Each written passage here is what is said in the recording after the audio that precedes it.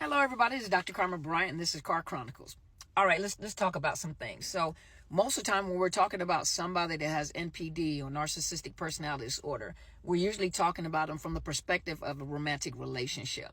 Now, keep in mind that for the majority of narcissists, they usually have other disorders to go along with that.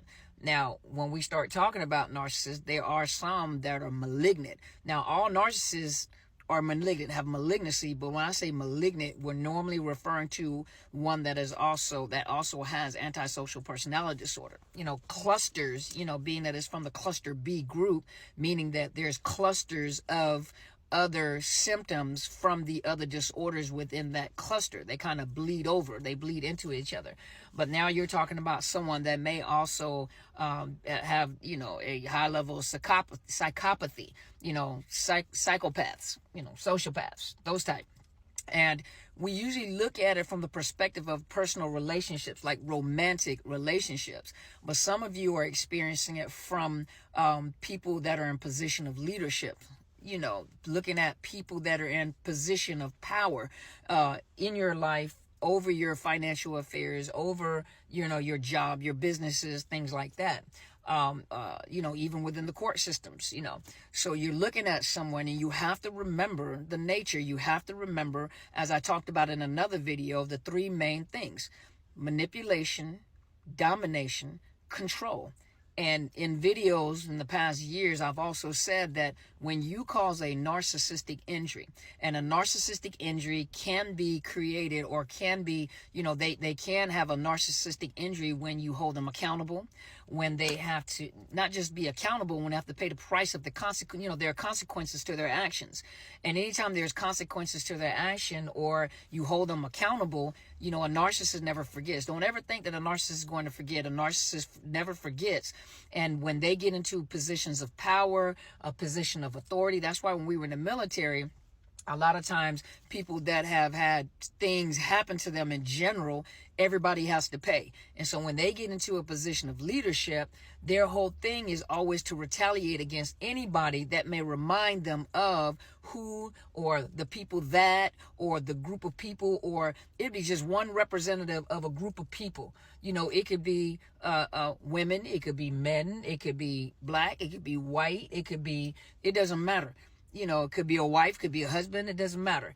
But whatever it is that reminds them of the atrocity, the person that has held them accountable, or the person that has caused that narcissistic injury, that's who they go after. Those are the people that they go out. And it's sad because people will fall into the group where you're being punished for something that had nothing to do with you. You were never there. It has nothing to do with you.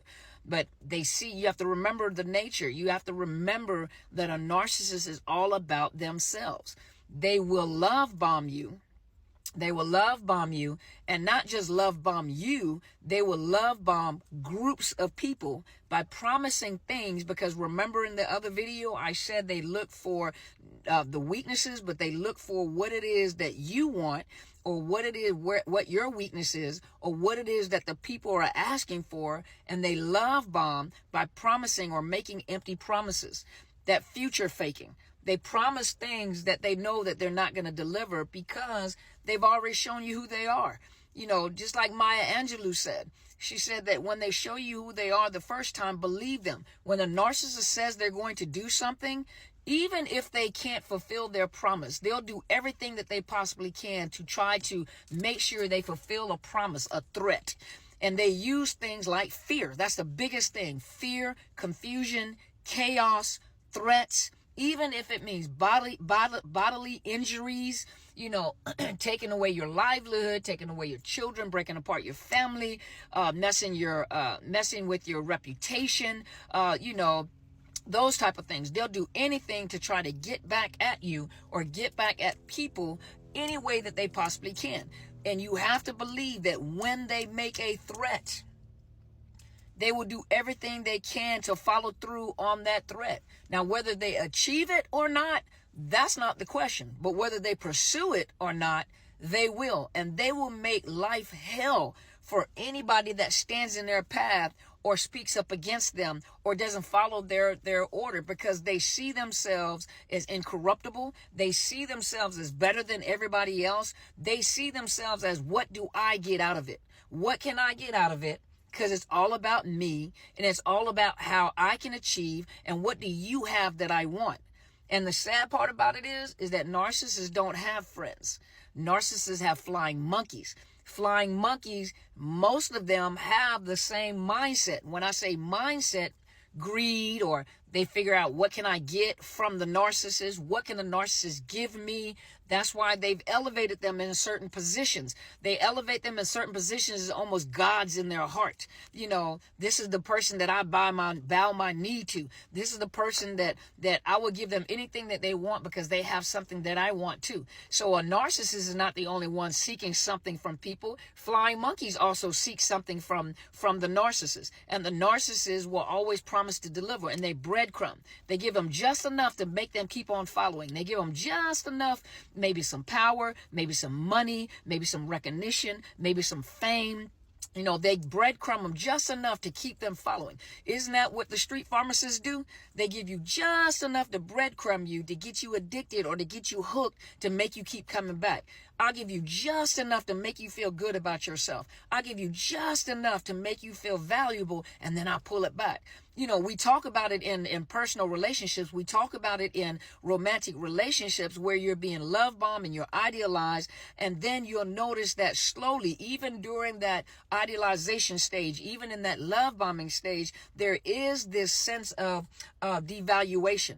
You may not pick it up right away, because they cover it up, because they want to see, like, how are you going to react? And they cover it up, but they continue to love bomb you and breadcrumb you as they're devaluing you. They don't have respect for you. You have something that they want. You may have a skill set that they want. You may have certain influence that they want. You may have finances that you want. You may have influence, or you may have connections with other people, and their goal may be that other person, or whatever it is that other person can provide, but you are the conduit, or you're the connector to that thing that they want, and you will do the dirty work. And I'm not saying you in general, but the flying monkeys will do the dirty work for that individual, for that narcissist. That narcissist will give their mindset about something. They will tell something that they want, and then they send these flying monkeys, and these flying monkeys can be dirty. These flying monkeys can be like the Gestapo back in the day of during World War II, when we had the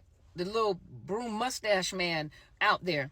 But he had an elite group around him that did his dirty work, and you'll see it with narcissists. They'll get those flying monkeys that get that group that will protect them at all costs. They will protect their God at all costs.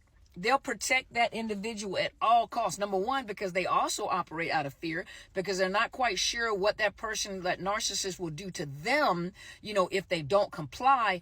And the sad part about it is that I may lose, face. I may lose my reputation. I may lose my fame and fortune. I may lose my money. I have positions of power right now where people, I feel empowered because they put me in a place of power. That's the whole thing with the narcissist. And so, see, it's not just, you have to apply the information that most people, I'm not going to say all the people that are on my channel, but a lot of people that do watch my videos usually look at it from the perspective of a romantic relationship. But you have to take all the information that you're getting and take it from how you see it in the romantic relationship and apply it to the positions that you have. You have business partners, you have leadership, you have bosses, you have people that are in positions of power, judges. You have I met a doctor years ago, and at the time my phone was ringing, and so she was trying to tell me something, and I was trying to keep my phone from ringing, so I was trying to cut the phone off and let the person know, hey, I'm at a doctor's appointment,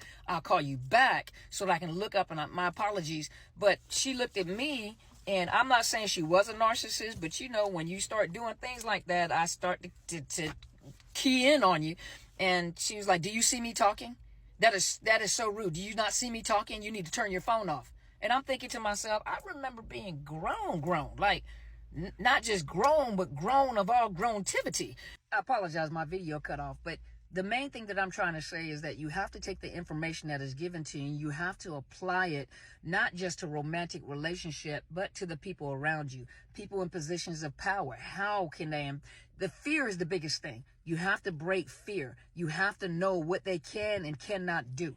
You cannot be afraid to open up your mouth, but you also have to be wise enough to know how far they can go or what they can and cannot do.